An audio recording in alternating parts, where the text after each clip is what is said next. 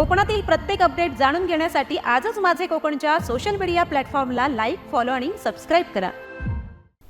नमस्कार, मी सागर कदम. तुम्ही पाहत आहात माझे कोकणचे प्राईम टाइम बुलेटिन. बातमीपत्राला सुरुवात करण्याआधी पाहूयात बातमीपत्रातील महत्त्वाच्या हेडलाईन्स. रत्नागिरीमध्ये स्थानिक गुन्हे अन्वेषण शाखेची धडक कारवाई. अंमली पदार्थ विक्री करणारे पोलिसांच्या ताब्यात. 2,23,000 रुपये किमतीचा मुद्देमाल जप्त. नवी मुंबईमध्ये 4 वर्षांच्या बालकावरती लैंगिक अत्याचार. शाळेवर पालकांचा आक्रोशित मोर्चा. या घटनेने संपूर्ण परिसरात संतापाची लाट. अलिबागमधील आरएमसी प्लांट विरोधात कावीर ग्रामस्थांचा एल्गार. मुलांच्या व वृद्धांच्या आरोग्यावरती घाला घालणाऱ्या आरएमसी प्रकल्पाला ग्रामस्थांचा विरोध. तीव्र आंदोलन छेडण्याचा स्थानिक ग्रामस्थांचा इशारा. आणि अलिबागमधील गावामध्ये शिरले खाडीच्या उधाणाचे पाणी. उधाणाच्या पाण्यामुळे गावकरी भयभीत. ऐन उन्हाळ्यात भरतीचा उधाण, पाण्याचा लोट शिरला थेट गावामध्ये. आता पाहूया सविस्तर वृत्त.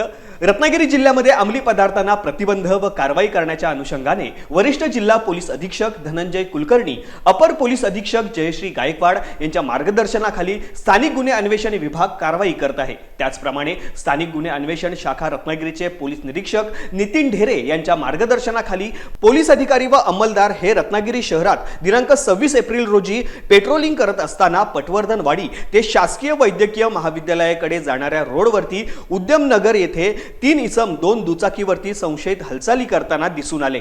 तपासणी दरम्यान गांजा अंमली पदार्थ मिळून आला. त्याचे वजन करता ते एकूण 353 ग्रॅम इतके झाले. संशयित त्या 3 इसमांना लागलीच ताब्यात घेण्यात आले व त्यांच्या विरुद्ध अंमली पदार्थ कायद्यान्वये रत्नागिरी शहर पोलीस ठाणे येथे गुन्हा नोंद करण्यात आला आहे. त्यांच्या ताब्यातून 353 ग्राम गांजा, 2 दुचाकी, 4 मोबाईल असा एकूण 2,23,350 रुपये किमतीचा मुद्देमाल जप्त करण्यात आलेला आहे. नवी मुंबईतील सीवूड्स येथील एका शाळेत 4 वर्षाच्या बालकावरती झालेल्या कथित लैंगिक अत्याचाराच्या घटनेने संपूर्ण परिसरात संतापाची लाट उसळली आहे. या धक्कादायक घटनेनंतर संतप्त पालकांनी शाळेसमोर शांततापूर्ण आक्रोश मोर्चा काढला. पालकांनी शाळेच्या मुख्याध्यापकांनाही या प्रकरणात सहआरोपी बनवण्याची जोरदार मागणी केली आहे. त्यांच्या मते शाळा प्रशासनाच्या निष्काळजीपणामुळे व दुर्लक्षामुळेच ही घटना घडलेली आहे.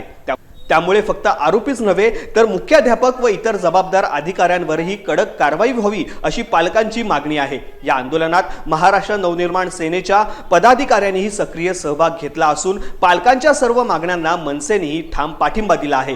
शाळेबाहेर मोठ्या प्रमाणावरती पोलीस बंदोबस्त तैनात करण्यात आला आहे आणि पोलिसांनी या प्रकरणाची सखोल चौकशी सुरू केली आहे. दरम्यान शाळा प्रशासनाकडून अद्याप कोणतेही अधिकृत वक्तव्य देण्यात आलेले नाहीये. पालकांनी विद्यार्थ्यांच्या सुरक्षेसाठी शाळांमध्ये कठोर नियम लागू करण्याचीही मागणी केली आहे. मुख्याध्यापकांचं तात्काळ निलंबन करा. NRI पोलीस स्टेशनमध्ये 184/225 पॉक्सोच्या अंतर्गत गुन्हा दाखल आहे. याच्यामध्ये शाळेतील विद्यार्थ्यांनी त्या स्कूल बसच्या चालकाने मुलाच्या पार्श्वभूमीवर पेन्सिल टोचल्याची तक्रार प्राप्त झालेली होती. त्या संदर्भात हा गुन्हा दाखल आहे. या संदर्भात पोलीस स्टेशनकडे मुलाचे वडील मुलाला वैद्यकीय तपासणीसाठी घेऊन गेल्यानंतर आमच्याकडे ती माहिती आली. त्यानंतर लगेच त्यांना आपण पोलीस स्टेशनमध्ये आणलं आणि तात्काळ फिर्याद दाखल करण्याची प्रक्रिया सुरू केली. त्या दरम्यानच या संदर्भातला संशयित जो व्यक्ती होता त्याची माहिती घेतली आणि त्याला 1 तासाच्या आतात पोलीस स्टेशनला आपण आणलं आणि त्यानंतर फिर्याद दाखल झाली. त्यानंतर गुन्ह्यामध्ये त्याला अरेस्ट करण्यात आली आणि 30 तारखेपर्यंत त्याचा PCR आहे. या संदर्भातला जो तपास आहे तो जलद गतीने सुरू आहे. या संदर्भातले सर्व पुरावे आम्ही गोळा केलेले आहे आणि अधिक तपास सुरू आहे. सध्या आम्ही आरोपीला अटक केलेला आहे आणि तपासाच्या ज्या अनुषंगाने जे काही घटना आहे, CCTV फुटेजेस आहे, या व्यतिरिक्त बाकी साक्षीदार आहे यांचे बयान घेऊन त्याचं ॲनालिसिस सुरू आहे. ऑलरेडी या संदर्भात स्पष्ट सूचना आहे. त्यामुळं ज्या काही शासनाने या संदर्भात निर्देश दिलेले आहेत त्या सर्व निर्देशाचे पालन सर्व शाळा प्रशासनाने करावं या संदर्भात पुन्हा एकदा नवीन सर्वांना विनंती करण्यात येईल. काश्मीरमधील पहलगाम येथे झालेल्या हल्ल्यातून कुडाळ येथील प्रीती कदम आणि त्यांचा परिवार थोडक्यात बचावला आहे. त्यांच्या या काश्मीर ट्रिपबद्दल त्यांनी जे काही माहिती दिली आहे ती एकदम धक्कादायक आहे. आपण त्यांच्याकडूनच जाणून घेऊया नेमकं त्यांच्या सोबत काय घडलंय. आणि आत्ता 1 आठवड्यापूर्वीच आमचा परिवार म्हणजे आम्ही 4 लेडीज काश्मीर ट्रिपसाठी गेलो होतो आणि तिथे फार वाईट अनुभव आम्हाला आला. जो ड्रायव्हर आम्हाला अलोकेट केला होता तो खूपच उद्धट, तापट आणि रागिष्ट असा होता. थोडासा त्याचा स्वभाव, त्याचं लुक्स, त्याचं अपिअरन्स, कॅप, स्पोर्ट शूज 3/4 वगैरे, आणि गाडीमध्ये उगाचच ती सगळी पंजाबी जोराजोरात गाणी आणि त्याचं फोनवरती जोराजोरात बोलणं. तरी आम्ही दुर्लक्ष केलं. पहलगाम जसं आम्हाला त्यांनी पहलगाममध्ये एंट्री केली. पहलगाममध्ये गेल्यावरती आपल्याला प्रथम दर्शनीय दिसतं ते सगळे पाईन वूड ट्रीचं फॉरेस्ट दिसतं. तर ते फॉरेस्ट आम्हाला दाखवताना म्हणाला की इकडे सगळे चुड़ैल रहती है यहाँ पे. आम्ही सगळे म्हटलं हां अशी काय इन्फॉर्मेशन देतो आहे. टूरिस्ट को कोई भी गोली मार दे हमें कुछ फ़र्क नहीं पड़ता है, हमें सिर्फ हमारे पैसे से मतलब है. तिथे मध्ये मध्ये ज्या पोलीसच्या वॅन होत्या तो अगदी रागाने तेही सांगत होता की नफ़रत करते हैं हम CRPF वालों से, हमें फ़र्क नहीं पड़ता टूरिस्ट को कोई भी गोली मार दे, हमें सिर्फ हमारे पैसे से मतलब है. ठीक आहे, आम्ही दुर्लक्ष केलं. आणि त्यांनी अचानक रस्त्यामध्ये, पहलगामच्या रस्त्यामध्ये जोरात गाडी अशी स्टाईलमध्ये वळवून थांबवली आणि आम्हाला म्हणाला आप उतरो गाड़ी से, मैं आपका सामान, आमचे सामान गाडीतून खाली काढलं. म्हणाला मैं आपको नहीं लेके जाऊंगा, हमारा पैसा दे दो. म्हटलं अरे तुला तर आम्ही पूर्ण दिवसासाठी अपॉइंट केलं आहे. नाही मुझे नहीं जाना है. म्हणजे असा सनकी व्यवहार, सनकी व्यवहार त्यांनी आमच्यासोबत केला. आणि म्हटलं त्यावेळेला आपण करणार काय, त्यांच्याबरोबर भांडण्यात हुज्जत घालण्यामध्ये मला काही पॉईंट वाटला नाही. कारण तो माणूस होताच विचित्र, अगदी गोळ्याबिळ्या घालायच्या आणि विचित्र अशा. टुरिस्टबद्दल त्याला जराही काहीच नव्हतं आणि लेडीजबद्दलसुद्धा त्याला काही आदर नाही, रिस्पेक्ट नाही. त्याच्यामुळे त्याच्याशी वाद घालण्यामध्ये मला काही पॉईंट वाटला नाही. आम्ही त्याचे पैसे दिले तिथल्या तिथे आणि मग आम्ही नव्याने दुसरी टॅक्सी बुक केली. आणि कसं तरी ती शेवटचे 2 दिवस आम्ही काश्मीरची ट्रिप पूर्ण केली. तिथे वेदर पण खराब झालं होतं. आणि मुंबईत आल्यावरती जी ही न्यूज कळली की तिथे आतंकवादी हल्ला झाला आहे आणि खरोखरच टुरिस्टवरती गोळीबार झालेला आहे, हिंदूंची अमानुष हत्या केलेली आहे, हे सगळं ऐकून तर खरंच खूप म्हणजे धक्का बसला. आणि त्या ड्रायव्हरनी आमचं सामान काढलं आणि त्या ड्रायव्हरचं अपिअरन्स बघून तुमच्या लक्षात येईल की मी काय बोलते. म्हणजे ड्रायव्हर कमी आणि तो एक आतंकवादीच जास्त मला भासला. खेड तालुक्यातील गुंडे या गावचे रहिवासी कीर्तनकार हबप अजय गणपत मोरे महाराज यांची सोनी मराठी या वाहिनीवरील कोण होणार महाराष्ट्राचा लाडका कीर्तनकार या कार्यक्रमामध्ये निवड झाली आहे. कोण होणार महाराष्ट्राचा लाडका कीर्तनकार या सोनी मराठीवरच्या स्पर्धेमध्ये महाराष्ट्रातून अनेक कीर्तनकार सहभागी होतात. परंतु खेड तालुक्यातील गुंडे या गावचे रहिवासी कीर्तनकार हबप अजय गणपत मोरे महाराज यांची निवड झाल्याने सर्व स्तरावरून त्यांच्यावरती अभिनंदनाचा वर्षाव होत आहे. काय करू नका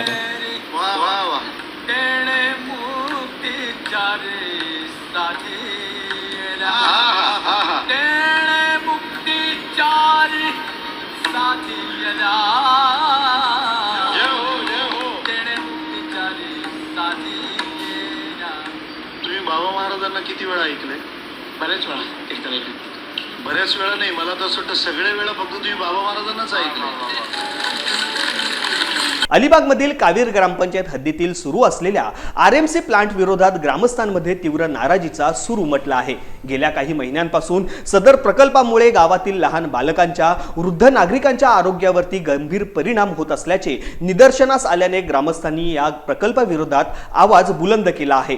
अमित अशोक म्हात्रे या ग्रामस्थाने जिल्हाधिकारी रायगड यांच्याकडे सातत्याने पाठपुरावे करून तक्रार नोंदवली आहे. 30 जानेवारी 2025 रोजी मूळ पत्र देण्यात आले असून त्यानंतर 10 फेब्रुवारी, 25 फेब्रुवारी, 11 मार्च, 25 मार्च असे एकूण 5 पाठपुरावा पत्रे पाठवूनही अद्याप प्रशासनाकडून कोणतेही ठोस कार्यवाही झाली नसल्याचा आरोप ग्रामस्थांनी केला आहे. कावीर ग्रामपंचायतच्या हद्दीत सुरू असलेल्या या प्रकल्पाचा पर्यावरण आणि आरोग्यावरती होणारा परिणाम लक्षात घेता प्रशासनाने तातडीने निर्णय घेण्याची गरज आहे. अन्यथा येत्या काळात ग्रामस्थांच्या संतापाला सामोरे जावे लागेल हे स्पष्ट झाले आहे. कावीर ग्रामपंचायतीमध्ये अवैध RMC प्लांट उभा करण्याचा एका ठेकेदाराचा प्रयत्न सुरू आहे. महाराष्ट्र प्रदूषण नियामक मंडळाने यांना कामं थांबवायची नोटीस दिली कारण हा प्लांट नियमबाह्य पद्धतीने बनतोय. तहसीलदारांनी देखील नोटीस दिली आहे की कोणतीही परवानगी न घेता हा प्लांटचं काम सुरू का केलं. ग्रामपंचायतीमध्ये सर्व ग्रामस्थांनी एकत्र येऊन ग्रामसभेत ठराव दिलाय की आम्हाला असा कोणताही आरएमसी प्लांट इथे नको आहे आणि त्यांना काम बंद करण्याचे आदेश दिले आणि पुढच्या नोटीसमध्ये कोणतेही काम करू नका बजावलं. तरीही हा उद्दाम ठेकेदार आपण पाहू शकता आज रविवारच्या सुट्टीचा फायदा घेऊन आरएमसी प्लांट उभा करण्याचा प्रयत्न करत होता. आम्ही ग्रामस्थ म्हणून प्रयत्न करत आहोत की हा प्लांट इथे होता कामा नये, कारण तो आमच्या जीवितास धोका होणार आहे, आमच्या इकडची जीवनशैली खराब होणार आहे. आत्तापर्यंत 6 पाठपुरावा पत्र दिलेले आहेत, एक मूळ पत्र देखील कलेक्टरना दिलेलं आहे, मात्र त्या पत्राकडे आदरणीय रायगड कलेक्टर यांनी ढुंकून देखील पाहिलेलं नाहीये. आमची आग्रहाची विनंती आहे की आमच्या जीवितास धोका होणारा, आमच्या मुलांना त्रास होणारा, आमच्या इकडची जीवनशैली खराब होणारा हा प्लांट कावी ग्रामपंचायत हद्दीमध्ये अजिबात होता कामा नये. धन्यवाद. रायगड जिल्ह्यात अलिबाग तालुक्यातील मानकुळे बहिरीचा पाडा गावामध्ये भर उन्हात खाडीच्या उधाणाचे पाणी शिरल्याने गावकऱ्यांची धावपळ उडाली आहे. रहदारीच्या मार्गावरती पाणी आल्याने वाहन चालकांचीही तारांबळ उडते. उधाणाच्या पाण्याचा वेग, प्रवाह बहिरीचा पाडा, नांगरीचा टेप, बंगला बंदर आणि मानकुळे या गावात दिवसा व रात्री पाणी शिरत असल्याने गावकरी भयभीत झाले आहेत. वारंवार घरात पाणी शिरून मोठे नुकसान होत असल्याने या ठिकाणी संरक्षित बंधारा बांधण्याची जोरदार मागणी केली जाते. परिस्थिती काय आहे की आमची घरं राहतील का इकडे? या अशा परिस्थितीनं तुम्ही आज उद्याचा दिवस एवढाच पाणी यायच्यापेक्षा आहे, काय करणार? पाणी कुठे काय करणार? घरं राहतील का बुडतील? हे राजकारण हे असं कामं करायची लोक केली नाही.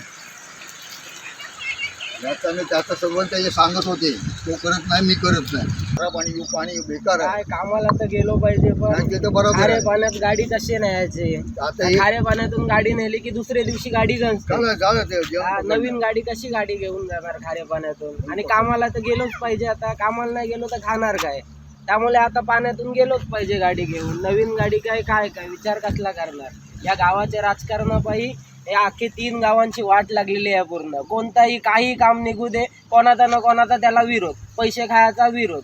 दुसरे अपोजिट वाल्यांनी काम केला की यांचा विरोध, याही काम केला की त्या अपोजिट वाल्यांचा विरोध. या राजकारणाचे पायी या 3 गावांच्या लोकांची पूर्ण वाट लागलेली आहे. करून देतच ना, अजिबात काम करून देत नाही. काय त्यांना अडचण आहे कामाची काय माहिती. श्री गावदेवी क्रीडा मंडळ आयोजित कबड्डी प्रशिक्षण शिबिर 2025चा शुभारंभ रिलायन्स नागोठणे टाउनशिपच्या मैदानात नुकताच करण्यात आलाय. शिवसेना उद्धव बाळासाहेब ठाकरे पक्षाचे संपर्क प्रमुख तथा रायगड जिल्हा कबड्डी असोसिएशनचे कार्याध्यक्ष प्रसाददादा भोईर, जे पाटील सर यांच्या मार्गदर्शनाखाली व माजी सैनिक तथा NIS कबड्डी प्रशिक्षक मंगेश घासे यांच्या नेतृत्वात कबड्डी प्रशिक्षण शिबिराला प्रारंभ झाला आहे. या प्रशिक्षणात संपूर्ण रायगड जिल्ह्यातील 10 ते 15 वयोगटाचे 100 मुले-मुली खेळाडूंचा सहभाग आहे. हे शिबिर दिनांक 26 एप्रिल पासून दिनांक 4 मे या कालावधीत चालणार आहे. हे कबड्डी प्रशिक्षण शिबिर ग्रामीण भागातील उद्योन्मुख आणि होतकरू खेळाडूंसाठी सुवर्ण संधी असून त्यांना कबड्डीचे तंत्र कौशल्य, शारीरिक तंदुरुस्ती व शिस्त या दृष्टीने महत्त्वपूर्ण ठरणार आहे. हे शिबिर सकाळी 6 ते 8 व सायंकाळी 4 ते 6 या वेळेत चालणार आहे. यावेळी शिहू विभागातून सैन्यात भरती झालेल्या युवराज पाटील, प्रथमेश म्हात्रे यांचा प्रसाददादा भोईर व मान्यवरांच्या हस्ते सत्कार करण्यात आला. तसेच रायगड जिल्हा कबड्डी असोसिएशन किशोरी गट निवड चाचणी स्पर्धेत मुंडाणी शिहू बेणसे नागोठणे पहिल्यांदाच जिल्ह्याचे उपविजेता पद पटकावल्यामुळे सुवर्ण पदक देऊन खेळाडूंना गौरवण्यात आले. दरम्यान काश्मीरच्या पहलगाम येथील दहशतवादी हल्ल्यात मृत झालेल्या पर्यटकांना श्रद्धांजली वाहण्यात आली. रिलायन्स नागोठणे व्यवस्थापनाने सुसज्ज व भव्य मैदान उपलब्ध करून दिल्याबद्दल व्यवस्थापनाचे आभार देखील मानण्यात आले. तसेच अनेक सहकारी की ज्यांनी आज हा कबड्डी प्रशिक्षण शिबिर आणि फिटनेस शिबिर जे आयोजित केलेलं आहे. आणि खरं तर मी कालपासून बघतोय की केवळ तालुक्यातूनच नव्हे तर रायगड जिल्ह्यातून मला या शिबिराविषयी अनेक जणांचे फोन आले, अनेक जणांची विचारणा झाली. जिथे जिथे जातोय तिथे तिथे या शिबिराची चर्चा होते. कारण प्रत्येकाचं म्हणणंच हे आहे की एकतर कबड्डी हा खेळ आपल्या सगळ्यांच्या जीवाभावाचा, आपल्या रक्तातच, आपल्या जीन्समध्ये असलेला हा खेळ. आणि जेव्हा या खेळाविषयी कुठेही स्पर्धा असल्या किंवा त्याविषयी कुठेही शिबिर असलं, त्याचं उत्सुकता निश्चित सगळ्यांच्या मनात असते. आणि विशेषतः लहान मुलांसाठी अशा प्रकारचं शिबिर आयोजित केल्यामुळे की आपल्या या मुलांमध्ये कौशल्य निश्चित आहे. कबड्डीचं कौशल्य मी नेहमीच सांगतो की जन्मजात आपल्या या मुलांमध्ये या खेळाचं कौशल्य असतं. कारण आपल्या या रांगड्या मातीतलाच हा खेळ आहे, आपल्या या खाऱ्या मातीतला हा खेळ आहे. त्याच्यामुळे याचं कौशल्य आपल्याला जन्मजात उपजत असतं. परंतु त्या खेळाला आधुनिक पद्धतीचं तंत्र आणि आधुनिक पद्धतीचे जे नियम आता आंतरराष्ट्रीय स्तरावर जे लागू आहेत ते आपल्या या मुलांना माहिती असणं, त्याची त्यांना जाणीव असणं हे गरजेचं आहे. आणि त्याच उद्देशाने या सर्व मंडळींनी या शिबिराचं आयोजन केलं. पेण तालुक्यातील 500हून अधिक युवक युवतींसाठी 100% रोजगाराची सुवर्णसंधी उपलब्ध व्हावी या उद्देशाने शेतकरी कामगार पक्षाच्या वतीने रविवारी 27 एप्रिल रोजी भव्य रोजगार मेळाव्याचे आयोजन करण्यात आले होते. Master of architect London Shekap खजिनदार महाराष्ट्र राज्य शिवराज्य संघटना प्रमुख अतुल नंदकुमार म्हात्रे यांच्या मार्गदर्शनाखाली पेण येथील सार्वजनिक विद्यामंदिराच्या ॲडव्होकेट PD पाटील सभागृहात 18 ते 35 वयोगटातील 8वी ते सर्व पदवीधर युवक युवतींसाठी भव्य रोजगार मेळाव्याचे आयोजन करण्यात आले होते. या रोजगार मेळाव्याला हजारोंच्या संख्येने युवक युवती उपस्थित होते. कार्यक्रमाच्या सुरुवातीला काश्मीर येथील पहलगाम हल्ल्यातील शहीदांना श्रद्धांजली वाहण्यात आली. उपस्थितांपैकी प्रत्येकाच्या चेहऱ्यावरती आपल्याला रोजगार मिळणार असल्याने आनंद दिसत होता. अनेक युवक युवतींनी अतुल म्हात्रे यांचे आभार मानले, कारण निवडणुकीत पराजित होऊन सुद्धा सामाजिक बांधिलकी जपत अतुल म्हात्रे यांनी अनेकांना रोजीरोटी उपलब्ध करून दिली असल्याचे उपस्थितांनी सांगितले. पहिला मेळावा आपण टाटा स्टाईल सोबत घेतला होता. त्या मेळाव्याचं वैशिष्ट्य असं होतं की तुम्ही त्यांचे जे विविध कौशल्याचे जे कोर्सेस आहेत, स्किल डेव्हलपमेंटचे कोर्सेस आहेत, ते कोर्सेस करून त्यांच्या टाटा ग्रुपच्या विविध कंपन्यांमध्ये नोकऱ्या घेऊ शकता. अनेकांनी त्याचा फायदा घेतला. मला वाटतं पहिल्या रोजगार मेळाव्यासाठी बहुधा इथे 700-800 विद्यार्थी युवक उपस्थित होते आणि त्यांनी तिथे त्या कोर्सेसला ऍडमिशन घेऊन पुढे कोर्स कंप्लीट करून रोजगाराची त्यांची संधी घेतली. दुसरा मेळावा जो आपण घेतला, हा दुसरा मेळावा आपण कन्स्ट्रक्शन इंडस्ट्री मधला घेतला होता, ज्याच्यामध्ये L&T सोबत आपण टायअप केलं होतं. आणि L&T सोबत टायअप केलेलं असताना आपल्याला तिथे त्यांच्या केसमध्ये देखील 2 महिन्याचं प्रशिक्षण होतं. हे 2 महिन्याचं प्रशिक्षण घेऊन आपण L&Tचे जे काही प्रोजेक्ट्स आहेत त्याच्यातल्या कन्स्ट्रक्शन रिलेटेड जे जॉब्स आहेत त्याच्यामध्ये आपण सहभागी होऊ शकत होतात. त्याचा देखील काही युवकांनी, मला वाटतं त्या मेळाव्याला थोडासा कन्स्ट्रक्शन इंडस्ट्रीतला हार्ड जॉब असल्यामुळे कमी संख्या होती, पण त्याच्यातल्या देखील अनेकांनी तिथे L&T मधल्या ट्रेनिंग सेंटरला जॉईन करून पुढे प्रशिक्षण घेऊन आपली नोकरी तिथे. बौद्धजन पंचायत समिती नागोठणे विभाग शाखा क्रमांक 3 यांच्या विद्यमाने भारतीय राज्यघटनेचे शिल्पकार डॉक्टर बाबासाहेब आंबेडकर यांचा 134वा सार्वजनिक जयंती महोत्सव धूमधडाक्यात व जल्लोषात साजरा करण्यात आला. डॉक्टर बाबासाहेब आंबेडकर सामाजिक सभागृह एसटी स्टँड शेजारी भीम जयंती निमित्त विविध प्रबोधनात्मक वैचारिक कार्यक्रम, बहुजन महापुरुषांच्या जीवन कार्यावरती व्याख्यान, महापुरुषांच्या प्रतिमेचे भव्य मिरवणूक तसेच प्रबोधनात्मक गीत गायन कार्यक्रम पार पडले. या कार्यक्रमात आंबेडकरी बहुजन चळवळीतील ज्येष्ठ नेते, मार्गदर्शक, सेवानिवृत्त विस्तार अधिकारी SN गायकवाड यांना मान्यवरांच्या हस्ते समाजभूषण पुरस्कार देऊन गौरवण्यात आले. यावेळी सन्मानार्थी SN गायकवाड यांनी समाजाने समाजभूषण पुरस्कार देऊन गौरवल्याबद्दल कृतज्ञता व्यक्त करून पुढील आयुष्यही समाजहित व आंबेडकरी बहुजन चळवळीच्या उन्नतीसाठी खर्ची घालणार असल्याचे सांगितले आहे. नंबर 1 जर गोष्ट आहे काय करायला पाहिजे, मला जर विचाराल तर मी सांगतो, शिक्षण घ्या. कोणतं शिक्षण घ्या? उच्च शिक्षण घ्या. उच्च शिक्षण घेतलं पाहिजे, हा एक माझं म्हणणं आहे. दुसरं, उच्च शिक्षण घ्या. उच्च शिक्षण जर तुम्हाला अमेरिकेत घेता आलं, लंडनला घेता आलं, जपानला घेता आलं, आपले लेकरं तिकडे पाठवा, उच्च शिक्षित करा. हे एक बाबासाहेबांचं म्हणणं आहे. दुसरं, बाबासाहेब माऱ्याच्या जागा काबीज करा. माऱ्याच्या जागा म्हणजे काय? IAS बना, IPS बना, PSI बना, डेप्टी कलेक्टर बना, तहसीलदार बना, BDO बना. माऱ्याच्या जागा आहेत, महत्वाच्या जागा आहेत. हे व्हा, वकील व्हा, इंजिनियर व्हा, डॉक्टर व्हा. हे बाबासाहेबांचं म्हणणं आहे आपल्याला. हे आजच्या पिढीने आपल्याला करणं आवश्यक. संविधानाबद्दल काय करायचंय? बाबासाहेब आंबेडकरांना संविधान लिहिताना संविधान सभेला एक मेमोरंडम दिलं, एक अर्ज दिला, एक खलिता दिला, ज्याचं नाव आहे स्टेट अँड मायनॉरिटी, राज्य आणि अल्पसंख्याक. वकील साहेब आहेत, त्यांना चांगल्या प्रकारे समजू शकतो. क्रिकेट प्रेमी आणि खेळाडू यांना नेहमीच प्रोत्साहन देणारे पेण येथील नामांकित उद्योजक मद्दूशेठ अखवारे तसेच त्यांची पत्नी आफरीन अखवारे यांच्या पुढाकाराने आपल्या मुलाच्या नावाने पेण येथील नगरपालिकेच्या भव्य मैदानावरती आमिर चषक 2025 डे अँड नाईट क्रिकेट सामन्यांचे शानदार आयोजन 27 ते 30 एप्रिल या 4 दिवसात करण्यात आलेले आहे। या सामन्यात जिल्ह्यासह तालुक्यातील 32 संघांनी भाग घेतला आहे। श्री गणेश पूजन व छत्रपती शिवाजी महाराज यांच्या प्रतिमेला पुष्पहार अर्पण करून या सामन्यांची सुरुवात मान्यवरांच्या हस्ते करण्यात आली। यावेळी नायब तहसीलदार प्रसाद कालेकर, डॉक्टर किशोर देशमुख, पोलीस उपनिरीक्षक समद बेग, उपनिरीक्षक निलेश राजपूत, इम्तियाज मणियार, भाऊ मुजावर आदी मान्यवर उपस्थित होते। त्यासोबतच अनेक पत्रकार या कार्यक्रमावेळी उपस्थित होते। या प्रसंगी नायब तहसीलदार प्रसाद कालेकर, आयोजक मद्दू अखवारे व आफरीन अखवारे यांच्या आयोजनाचे कौतुक करत उपस्थित संघांना शुभेच्छा दिल्या। पेंटची आमच्या वैशिष्ट्य, जसं गणपतीचं वैशिष्ट्य आहे पेंट, पोहे आहेत, भात आहेत, तशी ही एकता ही आमची ताकद आहे। एखादा नासका आंबा आला आणि त्याने काहीतरी केलं तर असे असतातच, परंतु आपले जे तत्व आहेत, विचार आहेत, त्याच्यावरती आपण विश्वास ठेवला पाहिजे। त्या विश्वासाने मी आलो आणि इथला कार्यक्रम बघितला।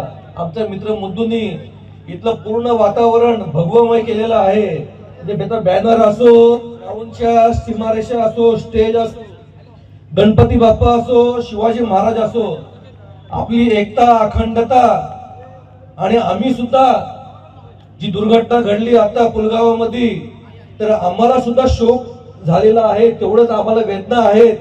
ह्या आजच्या कार्यक्रमाच्या सुरुवातीवरून दिसल्या, राष्ट्रगीत झालंच, परंतु जे शहीद झाले त्यांना श्रद्धांजली अर्पण केली, विधिवत पूजा केली।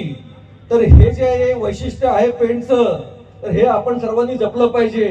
मग कितीही अडचणी आल्या, एखादा नासका आंबा आला तर त्याच्याकडे दुर्लक्ष करून आपल्या सच्चाईने, आपल्या इमानदारीने व आपल्या देशप्रेमापोटी आपण सर्वांनी एकत्र पुढे जायचं आणि पेंटची एकात्मता, अखंडता ही पूर्ण रायगडला नव्हे राज्याला आपल्या अभिमान वाटेल असं आपण आपलं नावलौकिक आपण ठेवायचा।